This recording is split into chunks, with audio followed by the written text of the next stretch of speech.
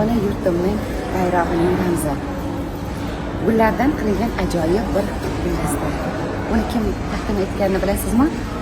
Kuni kecha korporatsiya prezidenti William Su janoblari bizni Greenleaf korporatsiyasining 4 yulduzli xonimi Dilbarxonim Usmonovaga taqdim etganlar. Biz esa hammamiz buni faxr bilan qo'limizga olib, barchamiz istoriyalarimizda, sahifalarimizda va aynan o'zimizning barcha internet tarmoqlariga joylashtirishni boshladik.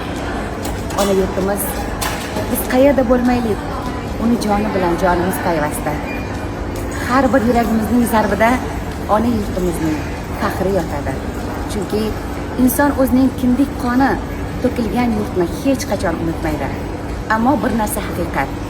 Bugun mana shu ayollarimizning barchasi tadbirkorlik sohasida ham o'zlarini sinab, bugun dunyo sahnalarida eng zo'r ayol ekanliklarini isbotlash davri keldi nazarimda. Xulosa qilib aytadigan bo'lsak, po'sht ey dunyo, o'zbek kelayotir.